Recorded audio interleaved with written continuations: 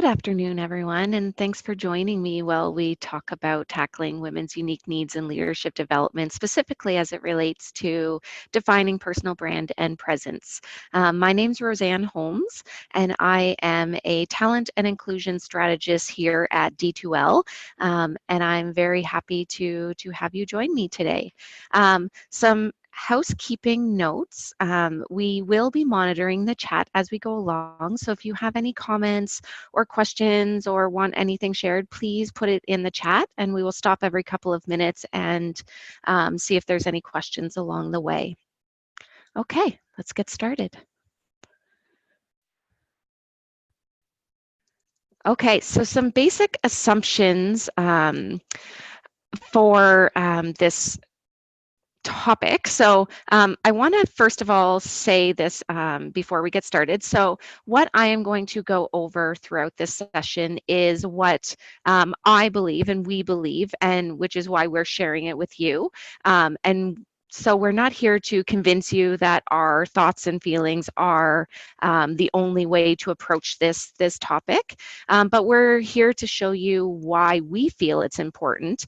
And we're assuming that you, by just showing up to this session, already think that it's important and you just want to learn more about the topics. So some assumptions about this. So the importance of leadership development as a whole. So obviously we all know that's important. The lack of self-awareness, that's the other thing that there's assumptions. So we assume that women don't have that self-awareness with themselves. And they're not fully self-aware of how they're showing up, whether that's at work or with their online presence. Maybe they're not fully aware of who they really are or how they present themselves. So they could be encountering some identity issues. For example, maybe they're having that internal dialogue where they're like, well, I'm a mother, I can't be a business executive at the same time. I don't know how I can manage both. And then that narrow focus. So typically the development of leadership programs focus on mainstream soft skill improvements, so leadership, communication, managing others, but they don't always focus on the things that maybe women need more specifically, like confidence building or defining their personal brand. So without that important piece, it's really difficult to guide one on how to successfully navigate the business world, and we're going to discuss that as we go on further with this webinar. Okay, so the agenda for today, so we're going to talk about what we mean when we talk about personal brand, some of the challenges that can be associated with that, and then closing the gap via leadership development. So what are some of those action items that you can take away to help get you started in the creation of leadership development programs? Okay, before we get started, I wanted to ask a question. So how have you seen the lack of awareness regarding one's personal branding play out for women in your organization? So take a minute, type your thoughts into the chat, and maybe we'll just call a couple out.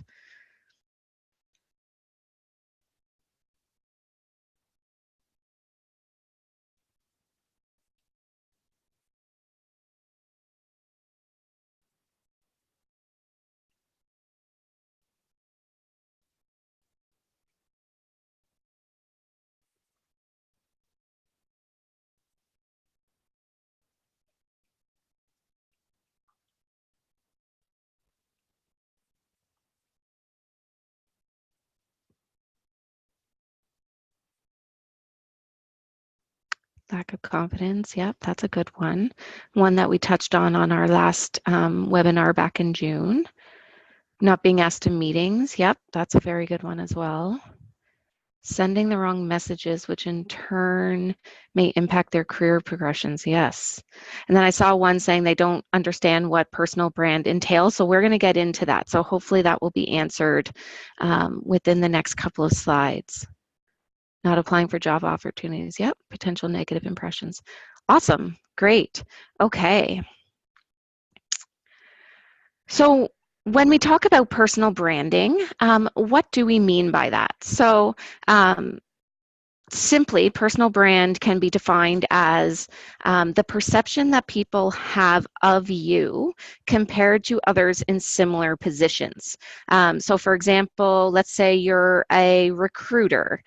What makes you different from other recruiters? So if in my mind, what I conjure up a recruiter to be, is that what you are? Or are you setting yourself apart that when I think of you, you're not just a recruiter, but you're a thought leader when it comes to recruitment initiatives or how you recommend candidates stand out. You're not just that typical recruiter that one may think of in their heads. So that is really what we talk about when we talk about um, personal brand. And so when you're trying to determine your own personal brand, you want to answer the following questions. So who are you? Who do you help? So do you help others in your organization? Do you have a team? Are you an individual contributor? And then how do you go ahead and do that? And then what is your brand telling others right now? So whether or not you're aware, everybody has a brand that they're portraying right now, whether it's positive or negative, but everybody has that, and it's getting that awareness of what that reputation or brand is really saying about you. So with women, I don't want to generalize. I'm trying not to generalize, but there can be a lack of awareness of who they really are. So that's, what do they aspire to be? So for example, there is a prime minister in New Zealand, and you may or may not have heard this story. So the prime minister of New Zealand, she aspired to be a politician, got elected into office, but she also wanted to be a mother. And so she actually ended up being the first elected politician in nearly 30 years who gave birth while in office. So she had that sense of awareness of who she really was and what she really wanted and what she aspired to be.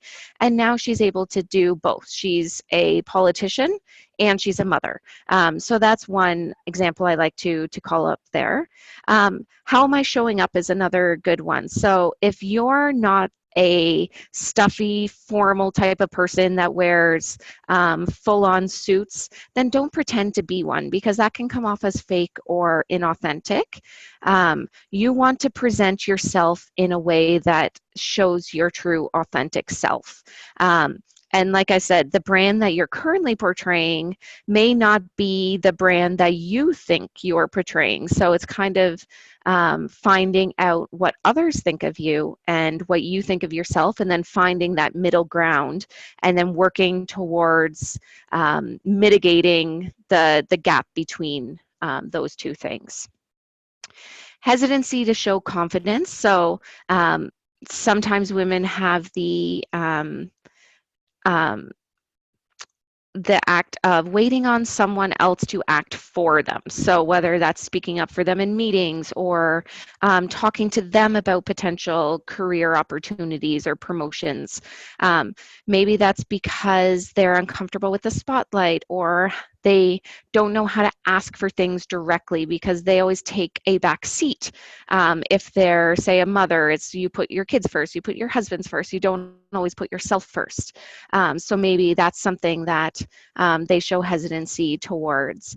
That lack of ability to communicate effectively. So obviously, as a leader, you need to be able to articulate a clear message so others have total confidence about what they need to do. And it can be difficult sometimes for women to communicate their needs and wants effectively, whether that's due to a lack of confidence or not wanting to appear as though they are showboating. So for example, in interviews or even in business, if they're asked to identify 3 to 5 skills and strengths that they truly excel at, that can be very uncomfortable for some women, and not just for women, it can be for people in general, but especially women have a hard time articulating what they're good at outside of the stereotypical female roles sometimes. And then being unsure as to how to hold yourself. And as it's important as women leaders to believe in yourself and your point of view. And this can be established by how you look, how you sound, how you carry yourself in a business environment. So just acknowledging that and then working towards that. Are there any questions based on this slide before we move on?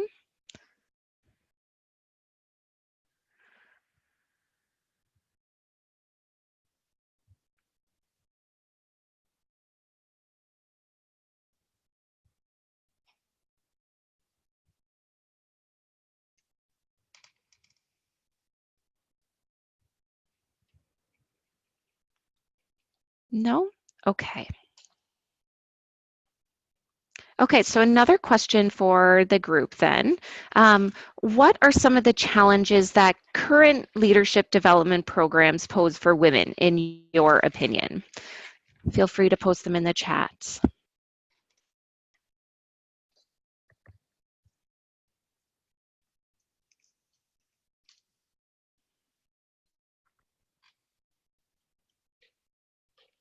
Melissa is saying, how do we address the issue of women with confidence being viewed in a negative way while men with confidence are viewed in a positive way? That is very tough, right? And that's something that I think that's that self-awareness and kind of teaching women how to show that confidence without kind of going too far to each side. And we can talk about some of the tips and action plans for that later as well. Yep.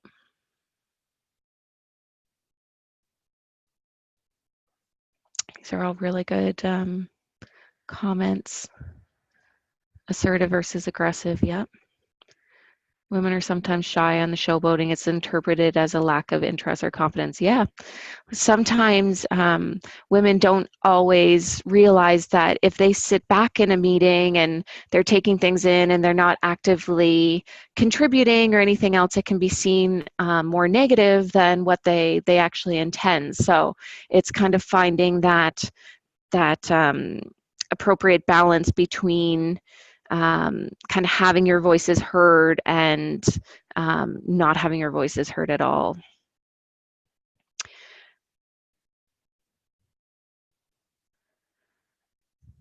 Okay, sorry, I think I saw a question about pushing back when you disagree with a point of view or a perspective.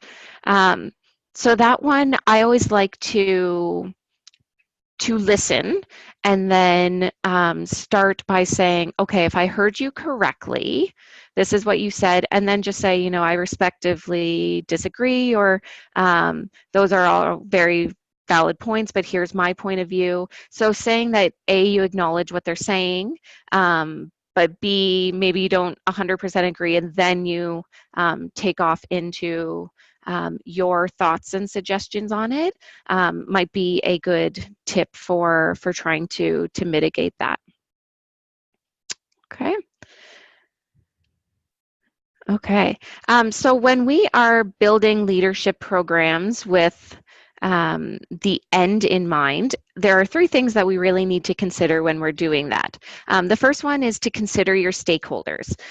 So obviously, the stakeholders are probably not going to be the same for everybody on this webinar, because it's really going to be dependent on the culture and what one culture is for one person might not be the same for the other. So for example, if we are looking at doing a leadership development program for women in Instagram, the culture is going to be very different than, say,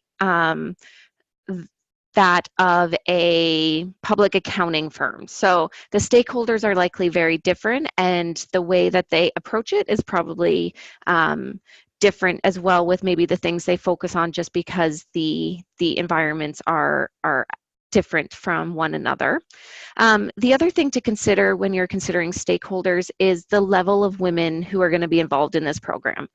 So is it going to be a program for women already in formal leadership positions, or are you going to open it up to women who may be close to being promoted to leadership positions?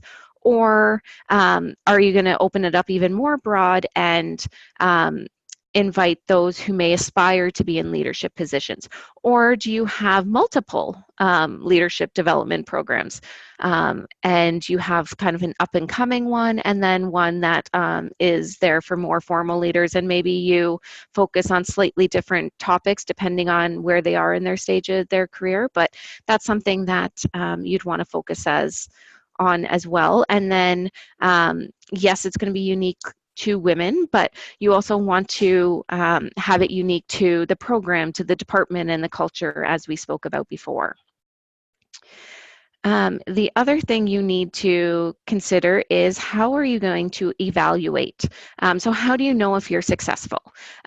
So if you work backwards from what we know about the personal brand and the presence gap, you work backwards from there to then decide what would success look like for your program, and then prepare those evaluation steps along the way. So if you know you want people, if you know what you want people to experience and how you plan to evaluate whether or not that happened, then you'll be better equipped to build that program. So you really want to have those metrics and those success factors to be able to evaluate appropriately to know whether or not it was successful. And then lastly, surface versus root. So a lot of leadership development programs are very surface level by trying to tell women how to behave in a leadership position. So they could be told, well, don't be so emotional. Well, the root of that would be more of who you really are from a personal brand perspective. So if you're an emotional person, that's fine. That's your personal brand. And then we can help coach them on how to manage their emotions in a business context while still being true to their authentic self. So we're not saying don't be emotional and don't show that you care and all of this. We're telling them and giving them the tips and resources to be able to manage those emotions in a business context, so they're still being themselves, but they're doing it in a correct business context. Okay. Any questions based on that before I go ahead?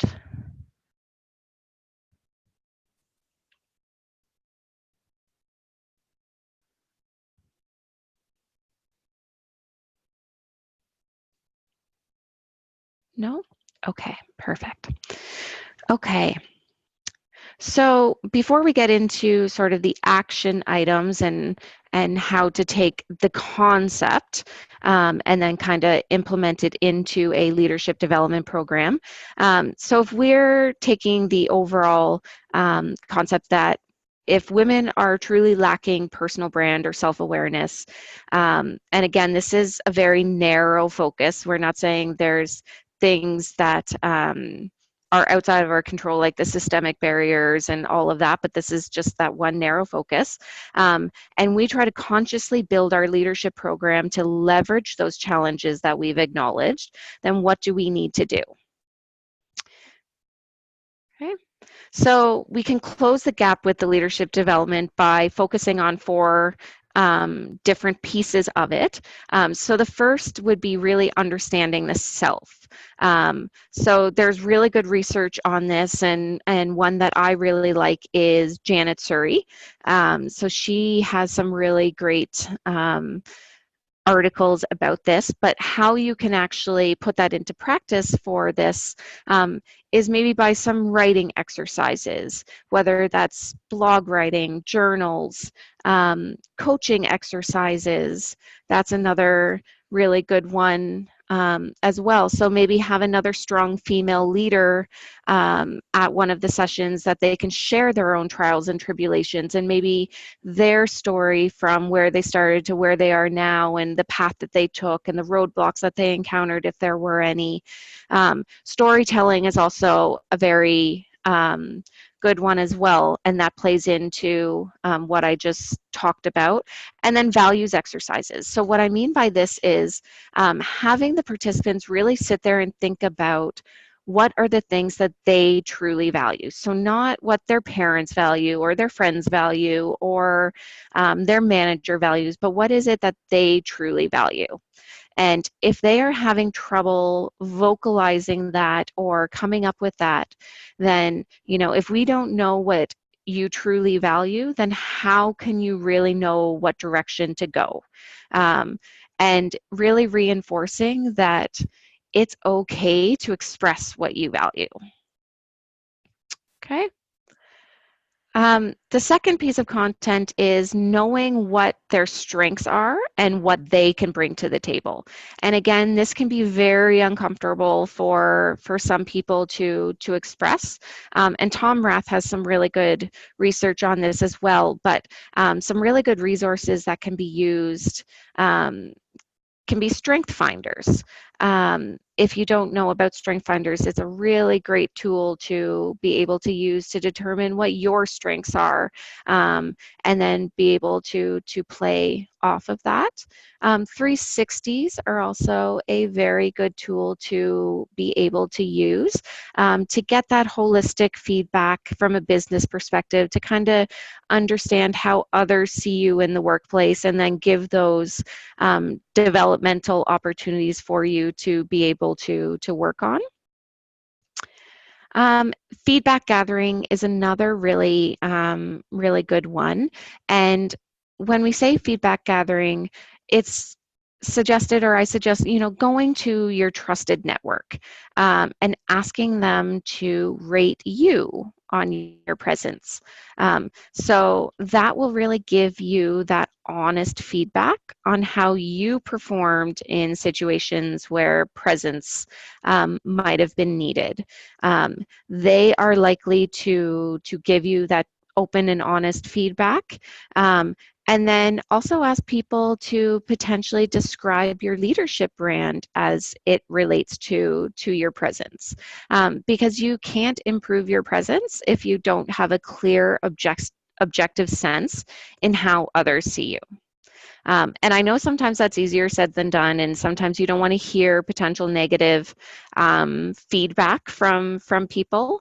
So reminding participants, if you do go this route, that they have to be open to the feedback that they receive in order to really objectively be self-aware and make a change. So if they get feedback that's telling them one thing and they thought it was something completely different, then they need to be able to manage those. I'm just going to check in on the chat to see what's happening in there.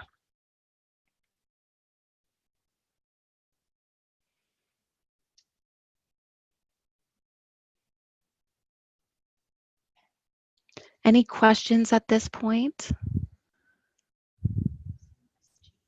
Are there suggestions for us to develop ourselves as leaders? Yes. Yes. So there are definitely some suggestions, and I think I'm going to get into some of those. And if I don't touch on it, Melissa, please pipe back in and let me know if I'm not quite answering your question in the next couple slides, and then I will be happy to kind of talk to that a little bit more. Okay. Okay. Oh, sorry, I went one ahead. Okay. Finding those authentic ways to share is another one. And this really helps with developing yourself as a leader, because you are going to build a network where people see you as a trusted source of subject matter expert. So you're building your brand, which then in turn builds your leadership development. So if you haven't looked into Dr. Brene Brown. I highly recommend doing so. She has some amazing work that she has out there. But some of the things you can do here with finding the authentic ways to share, brainstorming is really good. So getting participants in groups and sharing, what's worked for them, what hasn't worked, having that open feedback sharing session so people can walk away with tangible action items. That's really helpful because what works for one person might not work for somebody else, or they may have best practices or lesson learned that they could share. LinkedIn is another really great tool, and that is something that it doesn't necessarily have to be LinkedIn, but finding one sort of social media platform where you can share your knowledge, share your expertise, build a brand, and kind of build your influence that way is very key. So you want to have that online activity, which is why I'm talking about LinkedIn specifically, because that's the platform that I use. It is a really great tool to build your reputation and really take charge of your online activity and be able to share your expertise, and have people see you as an expert in something. So if you're, say, writing a lot about personal branding. So I follow somebody on LinkedIn called Jennifer McClure, and she is focusing right now. She does a lot of podcasts, but she focuses on personal branding. And so she is sort of seen, so when I think of personal branding, I think of Jennifer McClure, because she's got a lot of really great information. She's got a podcast, and she really is what I think of when I think of a trusted expert when it comes to personal branding. So that, to me, she's got the influence, she's got the knowledge, she's using her presence online to really get her message heard, which I think is really great. And then if you're comfortable sharing your expertise through writing, definitely do that, whether that's blogging or writing LinkedIn posts or writing research, or if you're not comfortable doing that, maybe you're curating other people's posts. So just kind of getting yourself out there that way, and then helping others by mentoring and coaching. So that's another way to kind of develop yourself as a leader, is kind of putting yourself out there, and being in that mentoring relationship and getting your name known. So you kind of want to build that influence around, and whether that's online, whether you're doing that in the workplace, that's something that you definitely want to get out there. So if it's, you're putting your hand up for more opportunities, say speaking engagements or that sort of thing, to kind of get yourself in front of people so they can say, oh, that person was really great at what they did here. Oh, did you hear their thought on this? Or they really took charge on this. And all of those experiences really come into play as you're developing your leadership, because they're going to help you build your confidence. They're going to help you build your network and maintaining the relationships, and building that influence, because people see you as that subject matter expert. So now all of a sudden, maybe in an indirect way, if you never maybe thought of leadership development, but you're doing all of these other things, and people are recognizing you for it or putting you forward for other opportunities, maybe then you might think of leadership positions, or you might look at it differently, because it's something that maybe in an indirect way you've kind of come about developing, and it's taken notice. So that's definitely something to think about as well. And then I also talk about here about body language and executive presence. So Dr. Amy Cuddy has some good resources on here, but some way to kind of practice this. So you can practice in front of a mirror. yes, people might think it's silly, but you know, really being able to see how you present yourself, or you know, if you're preparing for a session or a webinar, maybe videotape yourself or do it in front of somebody so they can give you feedback on how you project. Maybe you find yourself not making eye contact very much, or you're saying or like, or different things that may not come off very, very well. So that might be something you might be able to get feedback on and just practice and practice, because as we know, practice does make perfect. And then mentoring is also really good as well. So being a mentee or mentoring somebody else as well definitely helps. And job shadowing is always really good too. So if you have that one female that you really look up to and you're like, you know, if I could be like that person, if I could have the presence like they do, or that confidence like they do, I think I'd be that much better. Maybe ask them if you could job shadow them for a day or two and just see how they project themselves or how they work in order to get that brand out there, that messaging out there. And I'm sure that they would be more than willing to kind of help you along the way as well. So, you know, if you really want that personal brand to work for you, then you have to define it, develop it, and then have it communicate who you are and what you stand for. So for example, if I was to say Oprah, what would be your first thoughts when I say Oprah as it relates to who she is and what she stands for?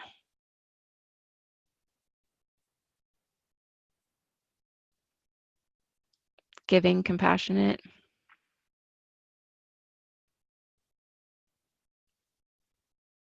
icon. Hmm.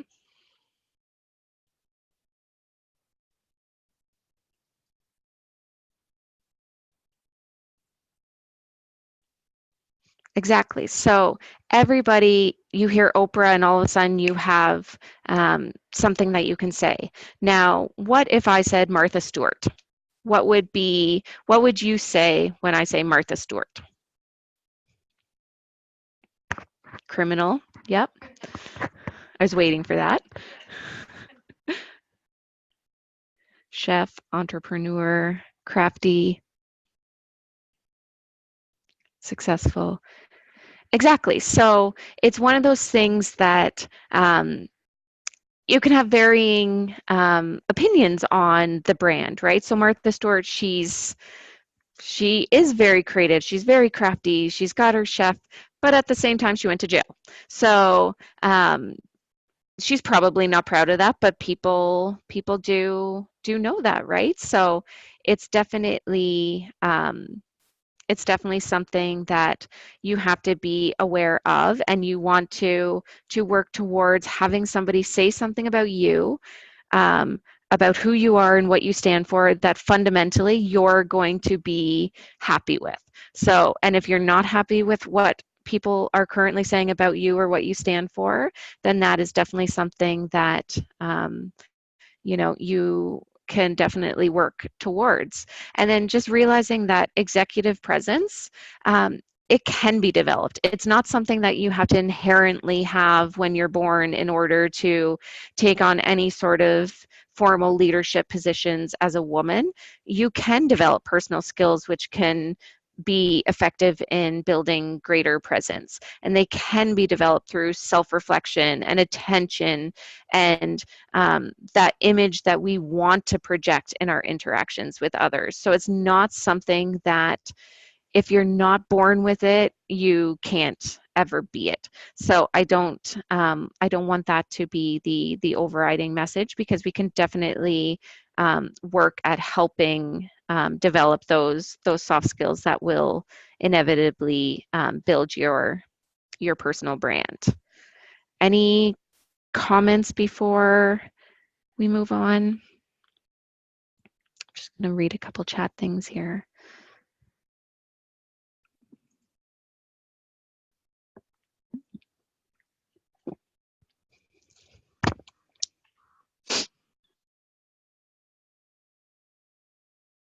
No comments? Okay. So my last question is, what is your immediate next step to apply what was shared today? Let's put them in the chat, and then maybe we can learn from each other kind of what that takeaway for you was and how you can see yourself applying it.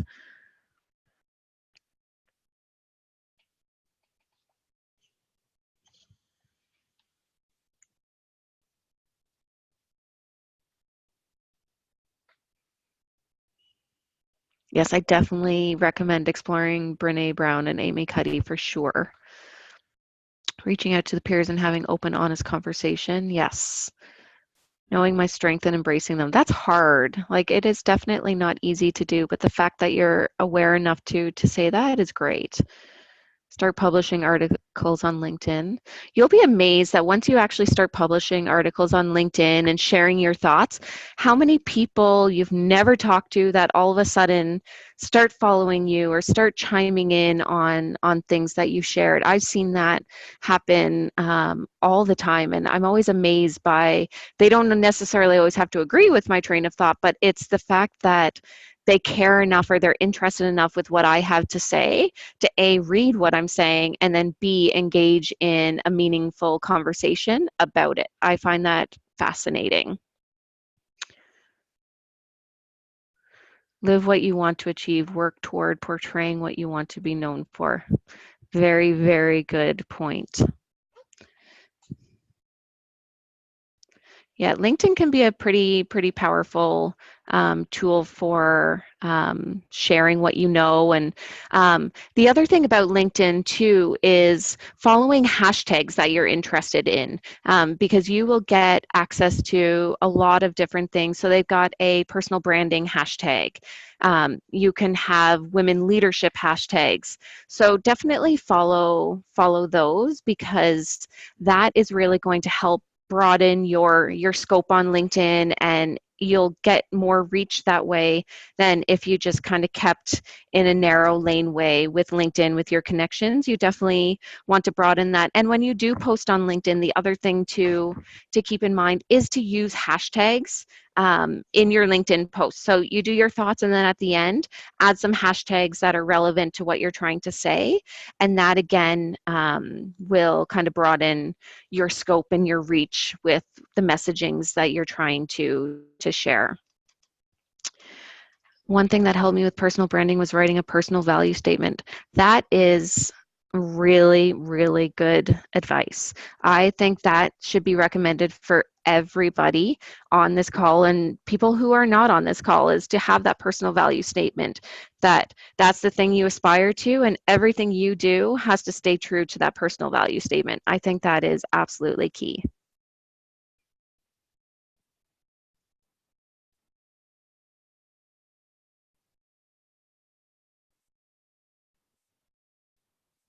Anything else anybody else wants to share?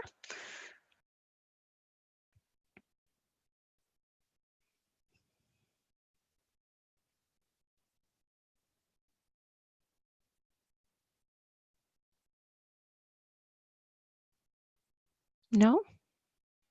Okay.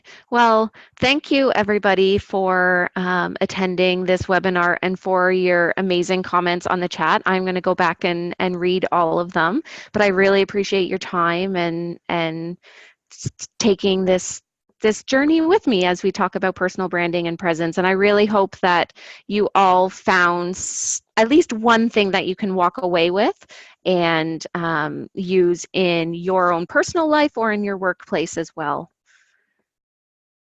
Thanks, everybody.